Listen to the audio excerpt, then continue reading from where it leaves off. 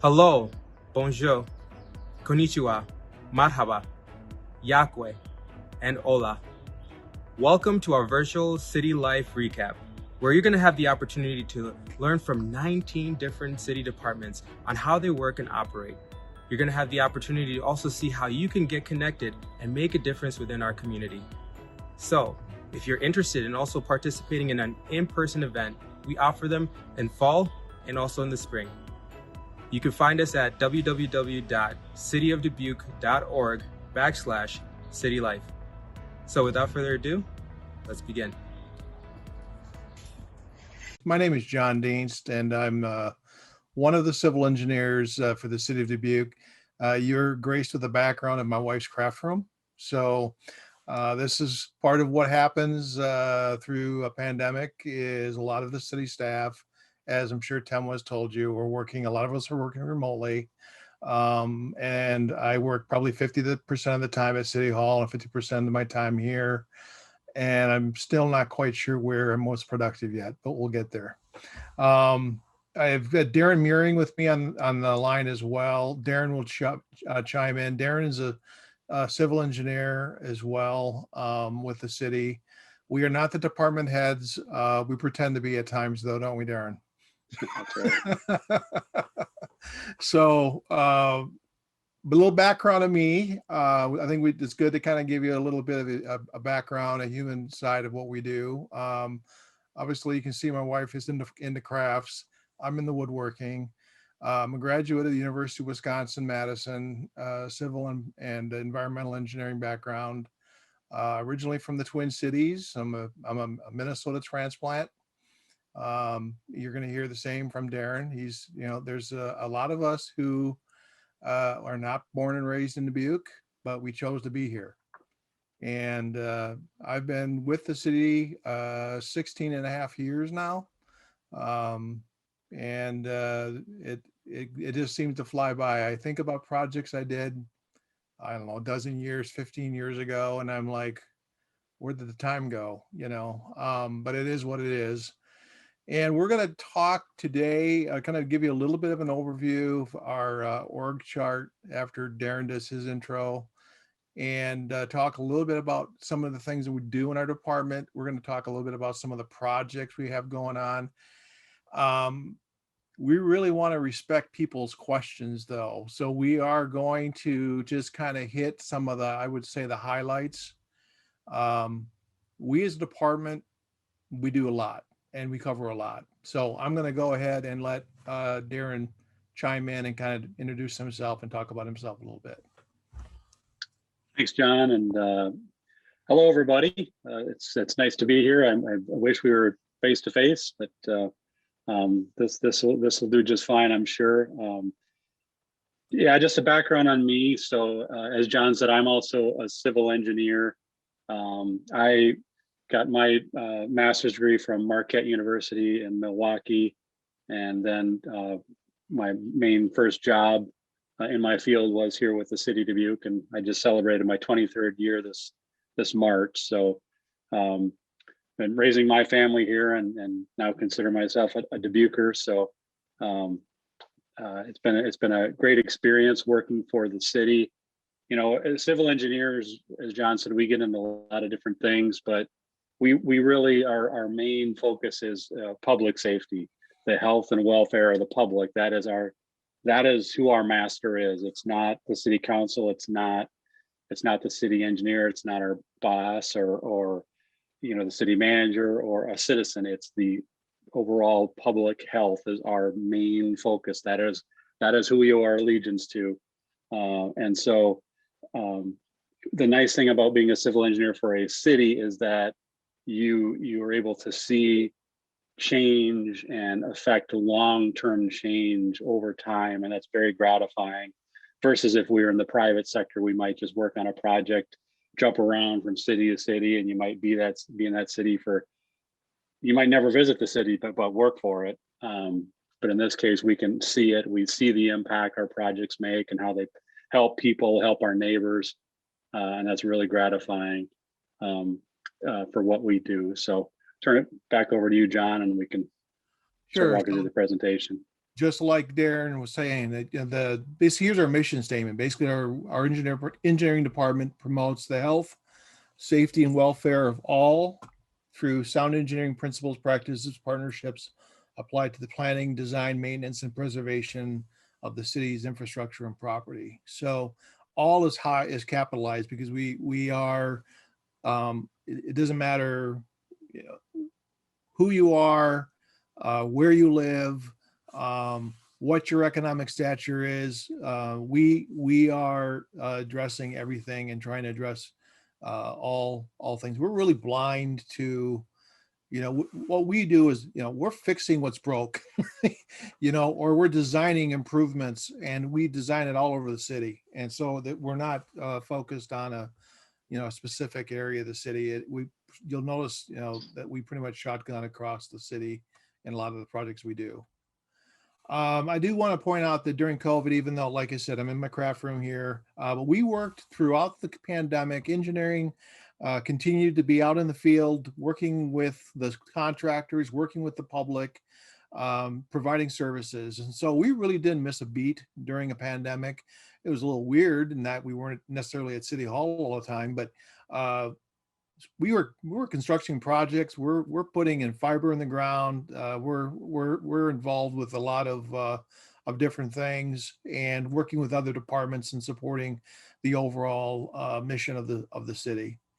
And what we do and who we are, well, this is kind of the mission statement for the city, where we have a spirit statement. We respect service, people, integrity, responsibility, innovation, and teamwork.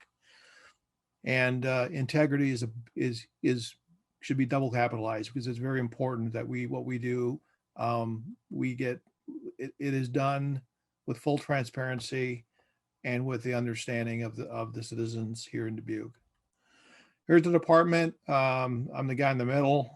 You can see Darren is the third one from the left there. Gus is the city engineer. He has been with the city 44 plus years. I'm thinking 16 plus years, or almost 16 and a half years is a long time. That's a long time. 44 years is a long time. So, we're been very gracious to be able to work with Gus, and he's got a lot of experience, and he's been, he remembers, we're tearing out stuff that he put in the ground. I'm just saying. So there's some of that's going on, and we're reconstructing. So this is, we're a bunch of engineers, so we're the nerds, right? So we've got an engineering department leadership with 38.94 full-time equivalents. You wonder, how could you have a 0.94 people? Well, it related to seasonal people. We have part-time seasonal, and we have like intern positions. So that's how you get to these kind of wacky numbers. We'll try to bring in folks from like UW-Platteville, UD, Loris, Clark, NICC. We'll try and work with a lot of the students, and we even do, not that they're counting into our full-time equivalents, but we'll do job shadowing, working with the Hempstead and senior kids and Waller kids. So we're trying to share the love and trying to pass on the passion to another generation. So I'm on the left side. I kind of coordinate a lot of the right-of-way, roadway work. So a lot of reconstruction projects. Darren he handles a lot of the stormwater, sanitary, environmental work right now. So he'll talk a little bit more about this small project you might have heard called the Bee Branch Creek Restoration Project. So that was his baby. Some of the past projects that I've been doing, I was the project manager for the Historic Millwork District Complete Streets Project. Also, one-way to two-way conversion projects on 9th and 11th Street, Elm Street reconstruction. I got my fingers all over the place. I reconstructed 80 alleys and the green alleys. I'm the project manager for the Green Alley program for Dubuque. So, right, that like Darren mentioned, we're able to touch, construct, look at, have ownership. And so, when people call and tell us about something, we do take it personal. there is ownership here and things that we do. So I just wanted to point that out. I'm going to fly through some slides, and because we want to respect some time to be able to ask questions. This is the Southwest Arterial project. It was a monumental undertaking that took 30 plus years to do. And it's just related to acquisition and property and everything. This is a huge accomplishment to get the Southwest Arterial open to traffic. And so this is the intersection. This is the US 20 intersection, roundabout there. And I just wanted to point out, this was a kudos to the county, to the DOT, and to a number of different partners to make this happen, because it was an immense amount of work, but it's a huge benefit to the city. And now we'll have a lot of development potential on the south end of Dubuque. Darren, you want to talk a little bit about this? Yeah, as John said, I've he called this my baby, the B Branch project, but it's really been a privilege and humbling to have this awesome responsibility to kind of be working on this, really important project that impacts so many people. This is kind of the last big key piece of the drainage puzzle, getting these additional culverts under the railroad tracks. So what you're looking at here is, on the left side is the tunnels after they've been installed. The picture on the right is the actual tunneling machine. And it just, the front end, or the blue end, just kind of rotates and grinds and removes dirt. And then it's kind of through a hose system. It's kind of mixed with water and to a slurry, and it's removed. So the soil that's removed under the tracks kind of gets liquefied and then kind of sucked out, and then it's dewatered, and then the soil is then hauled away. But this was a really big accomplishment. We finished tunneling the pipes in late October. The project itself, now we're kind of working on the rest of the improvements around either side of the culverts. So, but yeah, that's a really important project for us. This is the North Cascade Road. So if any of you been on the south side of town, when you're going off of Cedar Cross Road, you jump on North Cascade and you're heading down toward Catfish Creek, and then kind of heading out to the west. There used to be some pretty sharp hairpin curves. I think they were like 15 or 20 mile an hour curves, and we flattened those out, improved the sight distance greatly. And this is a connection here. I believe this is the connection with the Timberhurst that goes to the Timberhurst subdivision. So we were able to make these changes. This project was about 80% funded with federal funds. A lot of our projects you're going to see when we're looking at them and discussing are grant projects. There's federal funds, state funds, number of different ways that to help make the project whole as far as the budget. And I'm sure that you've heard from other departments that we are very adamant about going after additional funding to leverage our city dollars, your money, to be able to make these projects happen, so we can extend and do more. We're always trying to find ways to leverage. This is the Central Avenue resurfacing, ADA ramps were done. So this is the 18th on the right side. That's the 18th and Central intersection. At some point in time, we're going to do, looking to do a master plan and a study of Central Avenue going from one way to two way, and looking at maybe doing some sort of public space in that corner there. And that's something that we've been talking with RDG architects about. On the left is the guys working on getting some of the pavement done, and then working on the ADA ramp. And those are pedestrian access ramps that allow somebody in a wheelchair or who's unable to lift their legs very far to be able to get up on the sidewalk and move and get around town. Very important that we provide accessibility for everybody. Remember, we talked about all, at the front of in our mission statement for the department. All meaning those that are perhaps challenged with being able to get around, as well as those that are able-bodied. So we're this, as well as this project, also was leveraged and had state funds in it to help be able to do more and extend.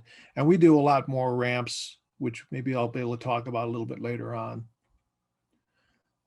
Jackson Street on the right was reconstructed in the Millwork District. That was these are all COVID projects. So these were projects that were done during COVID. Jackson Street was kind of done as the same. It was one of the pieces that we weren't able to get to when we did our Complete Streets project in the Millwork District, but through additional funding, just with city dollars, we were able to kind of do another block, and we'll continue to do some of the improvements around that area as funds become available. And then on the left side is the HUD Resiliency Project. One of them, this is the Kaufman Avenue from Francis to Main, where we put in some trench grates across the street. The intent is to catch all that rainwater that flies down the hill on Kaufman, get them picked up, get that water picked up and put it in the pipe, so we're not, reducing any sort of localized flooding. Chaplain Schmidt Memorial, there's funding, again, leveraging money, and this is part of the overall improvements to Chaplain Schmidt. One of our guys that in our department that was going to be on here, Steve Brown, was going to talk more about some of these improvements, but I encourage you to go down there and take a look. This is really cool. There's a sculpture there that they have kind of a light show on at night. So these are improvements that the veterans very much appreciate. And then I did want to just turn this over to Darren a little bit, talk a little bit about the sanitary sewer system. It's the stuff underground, you never see it, but it's pretty important. Yeah, so one of the things, as John and I talked earlier before, is, if there's any major or significant project, the engineering staff is involved in some shape or form. So for example, on the Veterans Memorial, we kind of helped with project management on that project, where, just looking out for the project goals, watching the project budget, overseeing construction, just to, we kind of assisting other departments who have big projects that maybe don't go through that process. So just dealing with contractors and things of that nature.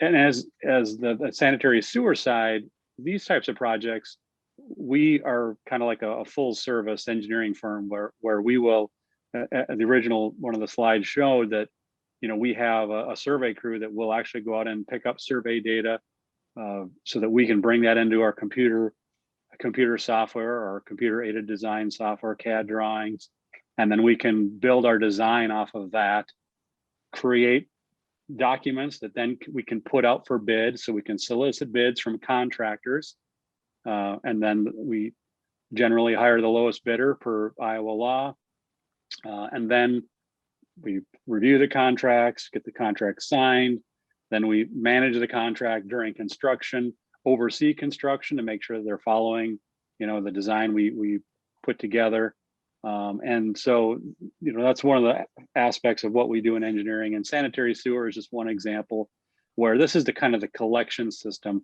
And in Dubuque, the whole collection system of so when you flush your toilet, where that water goes, or when you run water down your sink, it then goes into the sanitary sewer system that all gets then mostly by gravity, but then at certain points there's some pump stations where we have to kind of force it, either lift it up higher so it can then continue on gravity, or force it to the treatment plant or the Water and Resource Recovery Center, which would be located kind of on the bottom right of this map. And it's kind of a joint effort. Public Works will do the day-to-day maintenance of these systems, but at certain times there will be maintenance issues that they can't handle, or they'll identify a part of the infrastructure that needs replacing, and then they'll get with us, and then we'll develop a project, either replace or line or rehabilitate that system, so that then they can maintain it going into the future.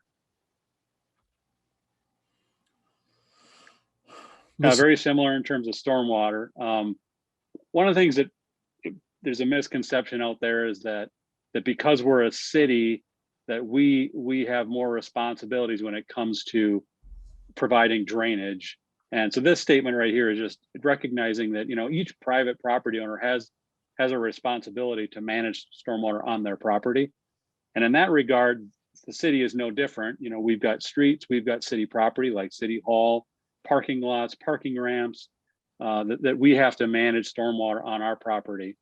At the same time, they're recognizing there are drainage issues, like John mentioned, the infrastructure, the 22nd Street HUD Resiliency Project, or the B Branch project are examples of projects where, you know, no single person could do anything to solve or address that flooding problem. And in those instances, that's when the city will kind of do the work of the, you know, the join together and do the work that impacts, you know, hundreds, if not thousands of families. And so that's kind of when we have to step in. So a lot of times what'll happen is we'll get a call and your neighbor or somebody's neighbor has got their downspouts and they're dumping water onto the neighbor's property. And we'll get a call and they'll say, hey, you know, this person's dumping the water onto our property, you know, on our personal property. And all we can really say is, yeah, have you talked to them? Because it's not our issue to solve. It's between you neighbors who need to have a conversation about that. And then, you know, there is this thing called Iowa drainage law where you need to allow water to pass through your property from upstream of you. And some people they just want the city to get in the middle of it. They don't want to deal. They don't want to personally talk to the neighbor. They want us to be the bad guys to come in and talk to them. And at sometimes we have to just turn around and say, no, that's not our role. So, just there's a lesson for you today. Okay. We got some extra slides. I think Darren's talked a little bit about this, but you know, we are an MS4 community, which means we're in charge. We're responsible for permitting discharges that are done. If somebody has a construction site, and there's erosion coming off that site, you know, they're over a certain size area, they need to get a permit for stormwater discharge. And we, as the city and as a community that's called an MS4, are responsible to basically manage the permitting and oversee to make sure that people are being compliant. So the only thing I'd just add to that is that, so one of our roles is in the engineering department is actually ordinance enforcement. So, you know, just add to the many of things that we get involved with. And that's one example that John just mentioned. Right. I already kind of mentioned. All right. That's fine. Major systems, but we also have minor systems. This is one example where there was an intersection that always flooded, and then it went to a certain degree where some of the homes were impacted. And so we built this upstream detention basin to hold back water to allow the downstream to drain. So this is kind of a minor system. It, you know, affects a pocket of families or maybe a certain neighborhood. So this is one example of kind of a smaller type project that we would be involved with. It's definitely a big deal for the 4 houses that are there, you know. Right. But it is limited impact. But we get involved in small projects as well as large projects. So. And then the major projects where, like I said, if it's just beyond, you know, right, a single property owner's person. And when, you know, John said something earlier about how we're invested.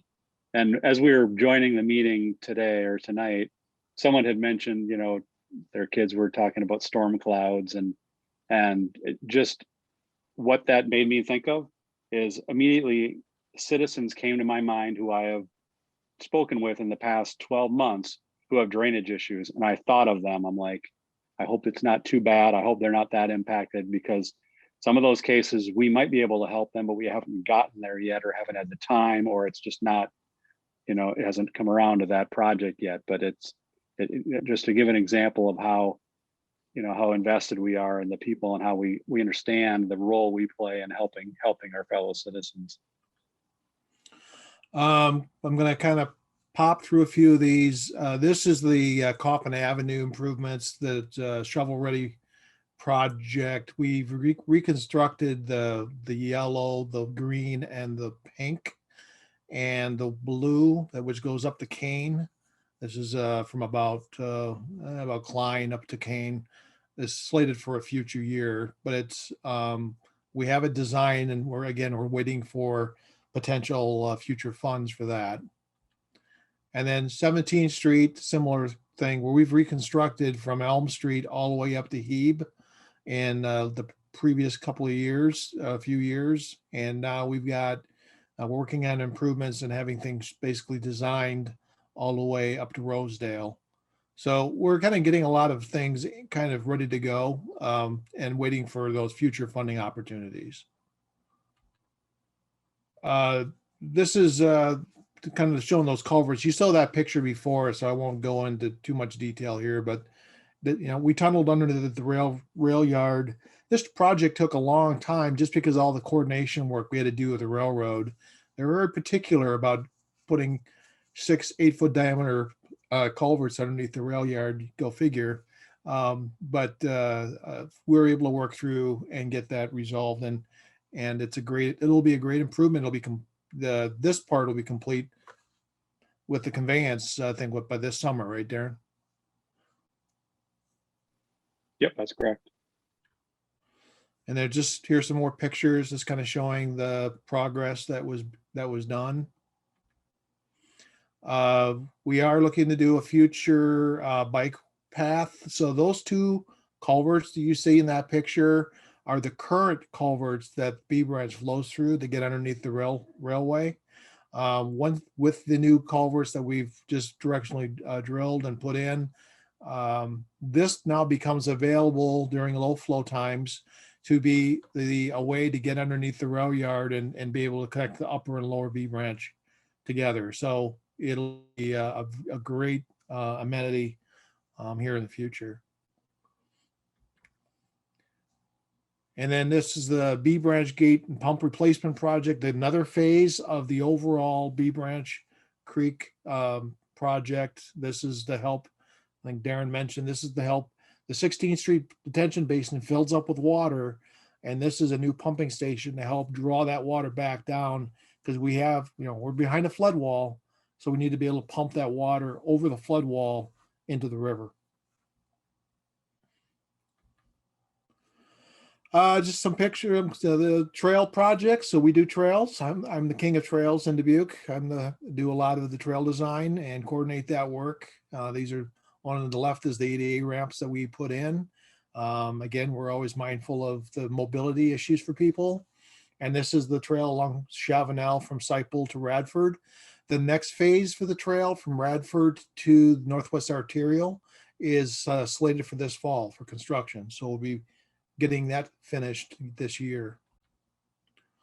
We will also be reconstructing Chavanelle. So the Chavanelle Road, people like to take the cars to the dealership, drive on this road to test the suspension. Not a good thing for me, but it's a 40-year-old road that's lived out its life. It is at end of life, time to replace. And so we are working on final plans right now. We're hoping to put this project out for bid in the next month. Stoneman Road up by the mall, up by where Richardson used to be. That road is in rough shape and is slated to be reconstructed. And we are starting on design right now, and look to reconstruct this fall as well. We've got another trail, a couple phases. There's 3 different colors on here, but the green one that's on the top around the solar field, that's actually slated for construction next spring. And then that red trail that goes off to the right, that'll be the next phase. That'll be probably another 1.5 years from now. The yellow one will be a future phase as funding is acquired. And then we're, as a department, we're mindful of rehabbing streets. I know the streets, there's some areas of streets left on the west end if you're over by Embassy West, or if you're on Grandview, North Grandview, heading from like Loris to the north. Pretty rough because of the joints have faulted. We've got budgets to go in and do rehab on those streets so we can get them back to get a ride, get the ride back, so you're not jarring your teeth driving down the road. And then this is the ramp project. So we do the central project is one that we're working on that had a lot of funding from IODOT. Shows kind of a before and after what they look like. We typically we want to do directional ramps, and the reason is if you're blind, you can't see real well. You sense with your cane, you kind of sense by the detectable warnings how to cross the street. There are a few cases where we've had to go to more using a radial type of detectable, because there's just not enough room between a fire hydrant and an intake and a traffic light. So we're really tight on some of these intersections as far as putting in the ramps. And we really want to keep the crosswalks where they need to be in order to make it like it's natural as to where you would cross. If they're not in the right location, these ramps, people will cross willy-nilly. They always go to this is Dubuque, I know. They'll always take the shortest distance and they'll cross where they want to cross. So we are really trying to intentionally to make sure that these line up where they need to be. And I know I've heard some complaints about the little humps in the middle between the ramps. Usually it's the guy who's cutting the corner with his SUV and wondering what happened when he spilled his coffee, just saying. That would, if that was a normal curb around that corner, which that's a normal curb height, they would have been driving over top of the curb. So people have to kind of get over it anyway. All right. Big news for everybody. Northwest Arterial from Highway 20 to JFK next summer is going to get totally rehabilitated, new overlaid, in some areas reconstructed. It's going to be done in phases. We are working through design. It's got federal money and state money in it. We know it's a big arterial. It carries a lot of traffic, but as you probably can tell, it's in pretty rough shape. So we are going to do a full-blown resurfacing and reconstruct in some areas to bring it to what we call a state of good repair. The DOT essentially gave us money to be used on this project as part of the transfer of jurisdiction. When they took over the Southwest Arterial and they turned over the Northwest Arterial to us, they said, okay, we need to get it to a state of good repair so it's in good shape for you, and it's not like we're leaving you with a bad road. So just want you to be aware. East-West Corridor project, we've talked, there's a lot of traffic, east-west traffic, and what we're looking to do is we're looking to put in roundabouts on University Avenue, at Loris, at Asbury, at Pennsylvania. Probably in 5 years, 4 to 5 years is when that gets constructed. We've got probably 3 years worth of design and property acquisition. So that's where we're starting right now. And we're starting this year on that work. So for those of you who are up by Butts Florist or up at that corner by Beechers, yes, you'll have to wait a few more years going through the stop signs at that intersection. This is kind of a blow up that kind of shows what it looks like. This is a concept that was done by HDR about 10 years ago. As we go through final design, this might get revised a little bit, but this is kind of the prevailing concept that everybody supports. And this is kind of the development timeline. And like I said, it's probably, a 4 to 5 year project. A lot of fiber going into Dubuque. You've probably seen it all over the place. So downtown, on the West End, JFK, Pennsylvania, Asbury Road. We're working with a number of different providers, Alliant and UPN and Comelec and IMON and all these other folks out there who are working with the city to pull in extra city conduit so that we could provide an ultimate backbone to the city. You can see these are some of the different builds that we've been doing here in the last year. Again, COVID project, right? getting this stuff done. And these are we probably have done probably as much fiber in the last year as we did in the previous 15. So I've been busy. Dave Ness has been busy. Folks in traffic have been busy, and we're running our tail off trying to, get everything restored back. But it ultimately is a very, very good thing for Dubuque to do this, because what ends up happening is we create a redundant loop around the entire city. So if something gets cut somewhere, we can backfeed it, and people aren't losing critical infrastructure, critical connections like emergency communications and that kind of thing that might happen during flooding events or derechos or whatever else might be thrown at us by Mother Nature. Rapid expansion. This is kind of what I was talking, just to let you know that we've grown a lot of rapid growth in fiber duct. And then this is the fiber expansion where you can see the duct has gone up, but the miles of micro duct has gone up almost exponentially. So what we do is inside of our ducts, we are inserting seven or 8 microducts now. Inside of each microduct, you might get 128 or 244 strand fiber. And that, literally a strand of fiber can supply a lot of people with internet. So this is part of the work that we're doing to try to make Dubuque resilient, during uncertain times. And these are some of the partners that we have. And we talked that this is some pictures that kind of show some of the lighting that's going on now at Chaplain Schmidt. I wanted to kind of show you some of these pictures that we have, and I invite you to go down there and take a look at it. It's pretty cool. Future connector and the Chaplain Schmidt. So we're going after more trail connections. The infrastructure bill that's being talked by the current administration, there's going to be money for, fiber and trails and water and sewer. And so we're looking at obviously getting ourselves ready for that. We've got a river dock expansion. One of those things that's coming is the Vikings River cruises. So they will be starting to run and cruise the Mississippi in next year, and we will have a dock ready for them. So that's we're going to be doing investing and doing construction on that dock, I believe, late this year on the river, so that we're ready to go. So that's it for our dog and pony show. But what we wanted to leave time, because Tam was right, we have till 7. I wanted to be able to get people ask questions and try to see if we have anything that's burning that we can answer for you.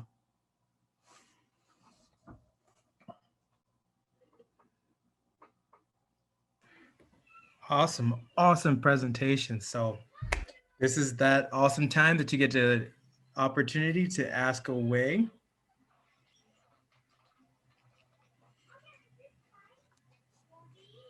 Anybody wondering about sidewalk permits and if they're going to get their sidewalk marks? No.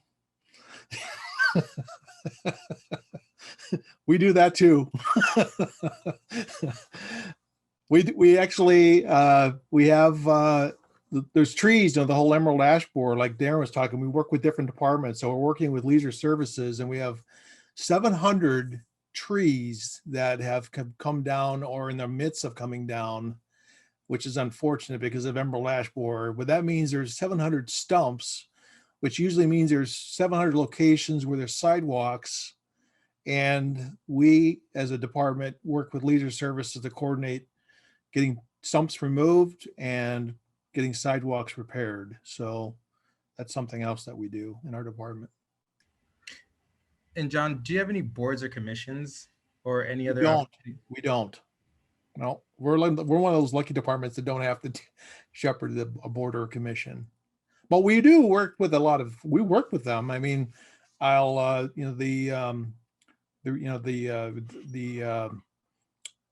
talk to the park board on issues. We'll talk to the Resiliency Commission on issues. In fact, we'll have a presentation next week with them. So Nice. And can you speak on a little bit on how, as far as like what goes into when a business comes into town and they're looking to create like a drive-through or something like that, and Like a then Starbucks? that yeah, I wasn't gonna be specific. Yeah. If you want to share a little bit of how that looks Oh, like. we have a development review team, and that's engineering and it's planning and who else do we work with? Yeah, engineering and planning. Jill, do we work with economic development and some of this stuff too? Um, depending on what it is, and we'll have discussions about um, what's your site plan? Let's do a site plan review, which is basically show us a picture of what you want to build. Okay. And then how are you planning to interact with the street? Like, where are your driveways going to be? How much do you have for volume of traffic you expect? What type of business is it? So there's all kinds of things like that we look at.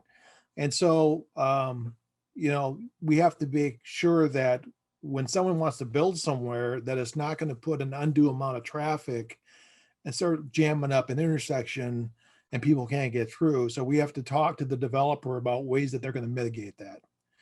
And so what happened with Starbucks and with Dunkin' Donuts and others is we had to just work with those developers and work with the shopping center over there to come up with a solution to be able to resolve the traffic issue. That was a problem of the initial traffic study didn't really necessarily meet with reality.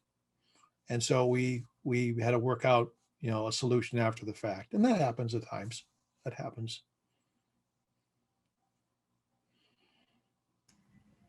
Awesome. Looks like we have a question. There was a sidewalk that needed to be repaired because of trees that were taken out by the city. Who do they talk to with to have that have the city repair it?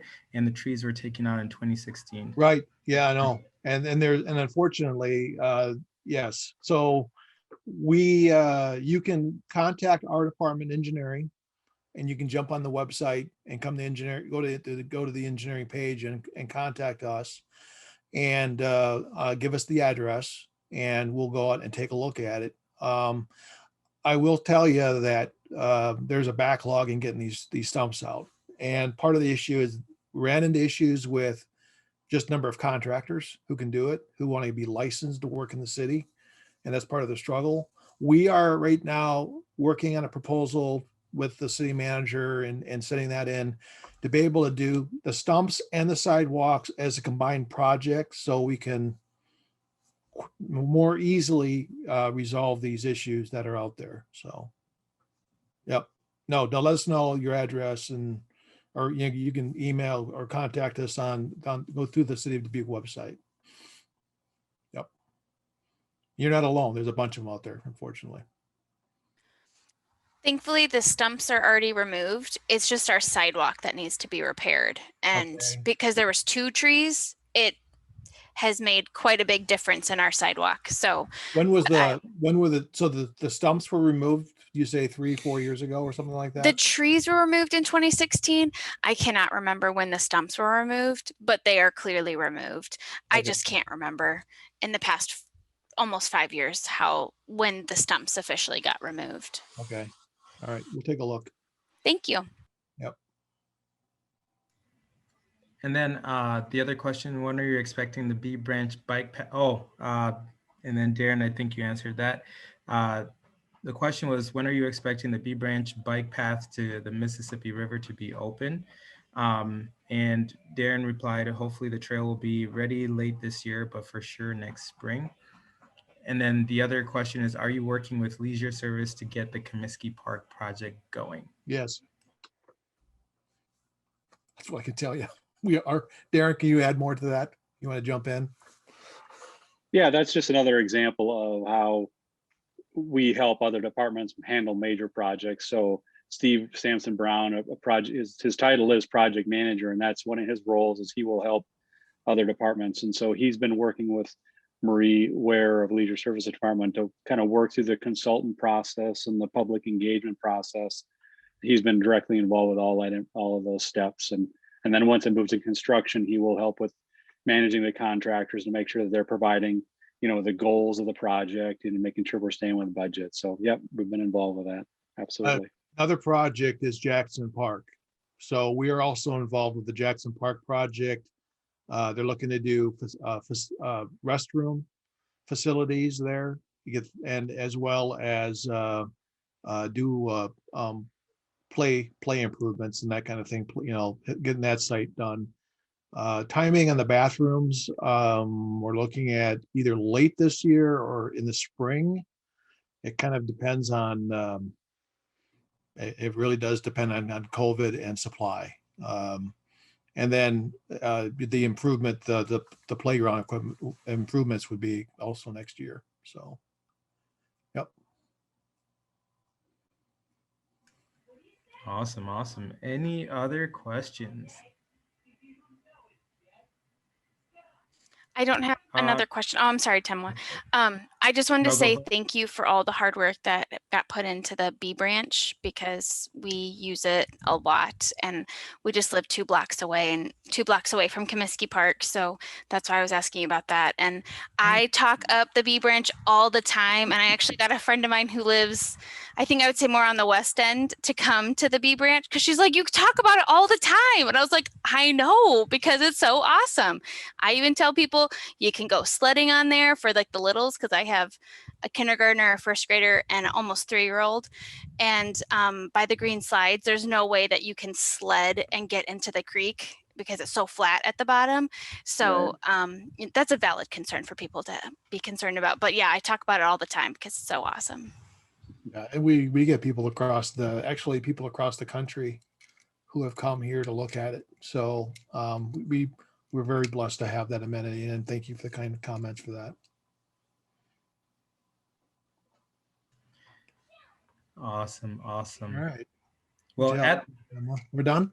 Yes, thank you so much, John and Darren, so much for the information.